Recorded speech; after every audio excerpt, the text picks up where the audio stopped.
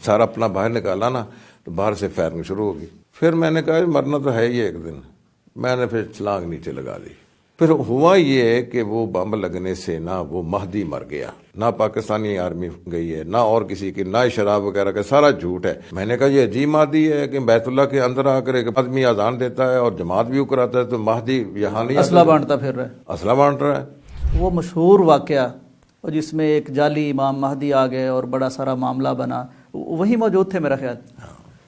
ابھی ایک کتاب چھپی ہے پاکستان میں، اس کتاب میں وہ واقعہ بیان کیا ہے. ایک فوجی ہیں پاکستانی، معلوم نہیں ان کے ذرائع کیا ہیں، ویسے ذرائع انہوں نے بتائے بھی نہیں، حوالے بھی نہیں دیے، لیکن کچھ باتیں انہوں نے کی ہیں کہ فرانسیسی کمانڈوز منگوائے گئے تھے، ان کے لیے شراب بھی آئی تھی اور ان کی اجازتیں دینی پڑی تھی، اور اس طرح کر کے یہ معاملہ اور مسئلہ حل ہوا تھا. آپ وہاں چشمدید گواہ بھی ہیں، حالات بھی دیکھے، عربی بھی آتی تھی، طالب علم بھی تھے، رسائی، تو کیا واقعہ تھا اصل؟ وہ سعودیہ والے حج کے دنوں میں 4 ماہ کے لیے وہاں ٹرانسلیٹر رکھ لیتے ہیں تھانوں میں، کیونکہ وہاں بنگلہ دیشی ہے، ہندوستانی ہے، پاکستانی ہے، بر صغیر کے جو آدمی ہوتے ہیں نا، ان کا ترجمانی کرنی ہوتی ہے عربی میں، ان کو اردو میں بتلانا ہے اور تھانے والوں کو ان کی عربی کر کے بتلانی ہے. تو میرے پاس بنگلہ دیش اور ہندوستان اور پاکستان کا ملک تھا. شرطۃ اجیاد تھانے میں میری تعیناتی ہو گئی، مجھے دفتر دے دیا گیا.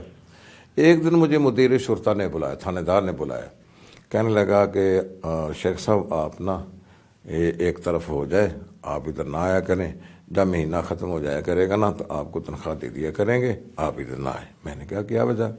اس نے کہا کہ وجہ یہ ہے کہ مکہ کے بیت اللہ کے اندر نا کچھ اس طرح کے لوگ آگے ہیں جو وہاں فیرنگ کر رہے ہیں، لوگوں کو مار رہے ہیں، ان کی شکل و صورت، شباہت، لباس، وضاحت آپ جیسی ہے. اچھا. تو یہاں ہمیں اطلاع مل چکی ہے کہ چند گھنٹوں کے بعد مکہ پر فوج نے قبضہ کر لینا ہے. یہ تھانے تھونے سارے فارغ ہو جائیں گے، یہاں بھی فوج آ جائے گی. ہم تو آپ کو جانتے ہیں لیکن وہ تو آپ کو نہیں جانتے ہوں گے، تو وہ شعبے میں آپ کو پکڑ نہ لیں، آپ کو کوئی تکلیف پریشانی نہ ہو، آپ چلے جائیں. میں نے کہا ٹھیک ہے. میں اس سے پہلے 18 ذوالحجہ کو مولانا صاحب کو، اپنی اہلیہ کو واپس وطن بھیج چکا تھا. یہ 18 ذوالحجہ کے 12 دن کے بعد 1 محرم سن 1400 میں یہ واقعہ ہوا ہے. تو میں جب واپس جا رہا تھا تو میں نے کہا دیکھوں تو صحیح کہ یہ کیا، کون ہے لوگ ادھر آئے ہیں. بیت اللہ کے دروازے بند ہیں سارے، اور انہوں نے صبح کی نماز کے بعد وہ اندر آئے ہیں، جنازوں کی شکل میں اسلحہ لے کر آئے ہیں. دروازوں پر جو گیٹ کیپر تھے ان کو انہوں نے پکڑ لیا اور اپنے آدمی وہاں تعینات کر دیے. اس وقت کے جو امام اور خطیب تھے نا، شیخ محمد بن عبداللہ السبیل، فجر کی نماز کے بعد ان سے کہا کہ آپ اعلان کریں کہ مہدی آ گیا ہے، اس کی بیعت کرنی ہے، اگر کس کو شک شبہ ہو تو وہ ہم سے بات کرے. وہ تقریباً 10-15 منٹ کی مزاحمت کے بعد وہ تو ان سے نجات پا کر باہر نکل گئے. میں جب تقریباً 11 بجے کا ٹائم تھا، دروازے بند ہیں، تو ایک نیچے سے دروازہ تھا جہاں سے یہ مرمتی کا سامان لے کر گاڑیاں آتی تھی نا، میں ادھر سے اندر آ گیا. اندر آنے کے بعد جو میزاب رحمت کی طرف برآمدہ ہے نا، میں وہاں گیا تو وہاں دیکھا میں نے کہ وہ سفید پوش داڑھیوں والے وہ دعائیں کر رہے ہیں، دعائے قنوت، اور رو رہے ہیں. تو میں بھی ساتھ شامل ہو گیا. شامل ہونے کے بعد جب سلام پھیرا انہوں نے، تو انہوں نے مجھے کھجوریں پیش کی اور آب زمزم پیش کیا. تو میں نے کہا کہ تم امام مہدی کا دعویٰ کر کے آئے ہو، ابھی تک تو فلاں نشانی امام مہدی کی ابھی نہیں ہے. وہ جو نبی صلی اللہ علیہ وسلم نے بیان فرمائی تھی کہ 2 قومیں آپس میں لڑیں گی، پھر ان میں سے وہ عیسائی غالب آ جائیں گے، وہ اپنی صلیب کو بلند کریں گے، مسلمان اپنا جھنڈا بلند کریں گے، پھر تیسری قوم آ جائے گی، ان سے لڑے گی. ابھی تک تو وہ واقعات نہیں ہوئے ہیں، تو اس دوران مہدی نے آنا ہے. تو یہ کیا ہے؟ مجھے کہنے لگے کہ آپ نا اندر چل جائیں. تو وہاں میزاب رحمت کے پاس وہاں آپ کو ایک اردو بولنے والا آدمی مل جائے گا، آپ اس سے بات کریں. میں جب وہاں گیا تو جو حتیم ہے نا، حتیم کی دیوار پر وہ بیٹھا ہوا تھا. اس نے نیلے رنگ کا سوٹ پہن رکھا تھا اور میگزین ایک ادھر کراس کر رہا تھا، ایک ادھر سے میگزین، 2 پسٹل اس کے دائیں بائیں. تو وہ آپ لوگوں کو کہہ رہا تھا کہ اب پاسپورٹ کی ضرورت نہیں پڑے گی، ویزے کی ضرورت نہیں پڑے گی، اوپن آنا جانا ہوگا، اب یہ پابندیاں ختم ہیں۔ چند دن کے بعد مہدی کامیاب ہو کر باہر نکلے گا، اب کھلا اجازت ہوگی آنے جانے کی۔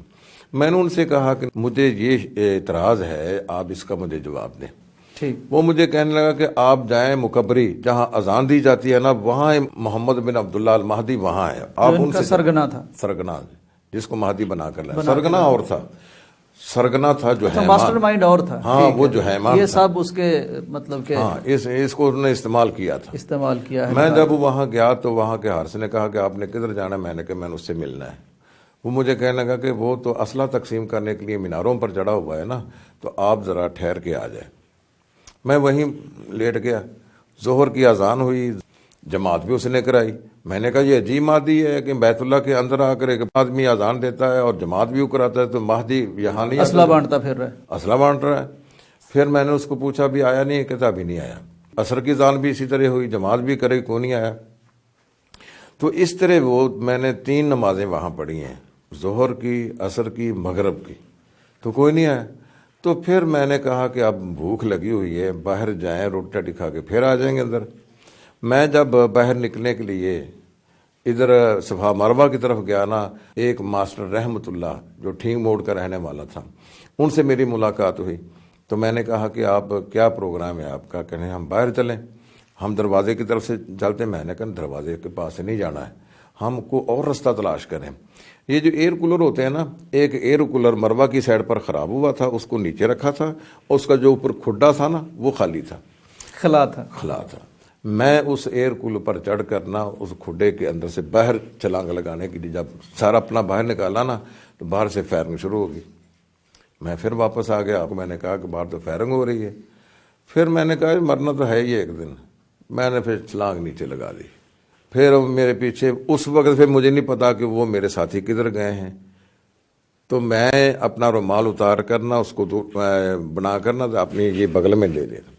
تو وہ ایک عربی کہنے لگا شوف عندہ مسدس، دیکھو اس کے پاس پستول ہے۔ تو میں نے اس رومال کو جھاڑ دیا، میں نے کہا تو کیا کہتا ہے؟ وہ کہنے لگا انا امزح، میں مذاق کر رہا ہوں۔ یہ مذاق کا موقع تو نہیں تھا۔ تو اس طرح نہ وہ حرم کا واقعہ ہوا ہے۔ پھر انہوں نے 15 دن وہ قبضہ کیا ہے، پاکستانی فوج نہیں گئی وہاں، نہ کوئی دوسری فوج گئی ہے وہاں۔ انہوں نے کئی پروگرام بنائے تھے ان کو خالی کرنے کے لیے۔ ایک یہ بھی تھا کہ ہم ہوائی حملہ کریں، ہوائی فائرنگ کریں، لیکن اس کے لیے نہ پیچھے سے مکہ کی آبادی کو خالی کرنا تھا۔ پھر ہوا یہ کہ وہ بم لگنے سے نا وہ مہدی مر گیا۔ جب مہدی مرا ہے نا، بم کہاں سے آیا؟ کچھ رستہ ملا ہوگا نا سعودی عرب، یعنی اس کا مطلب سعودی حکومت خود ایکشن میں آئی، ہاں، اور ان کی کارروائی کے نتیجے میں کارروائی کے لیے بم پھٹا اور وہ مہدی مرا۔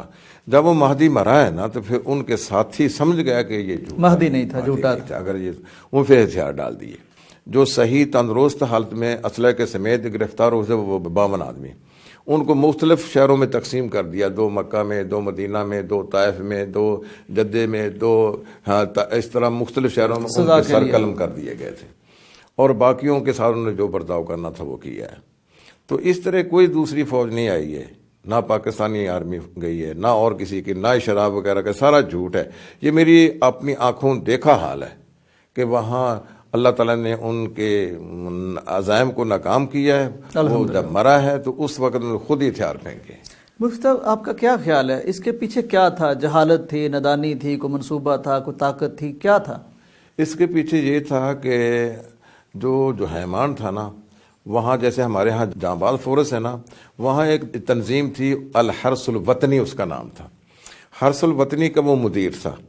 طبیعت کے اندر نا سختی سی اس میں، کچھ سختی اور ضد میں آ جانا، اور اسی طرح اپنی بات کو زبردستی منوانا، یعنی نارمل انسان نہیں تھا۔ ہاں، تو اس کو انہوں نے نا وہاں سے فارغ کر دیا تھا، اور اس کے تعلقات تو تھے نا، کچھ عرصہ گزارا تھا حرس الوطنی کے اندر۔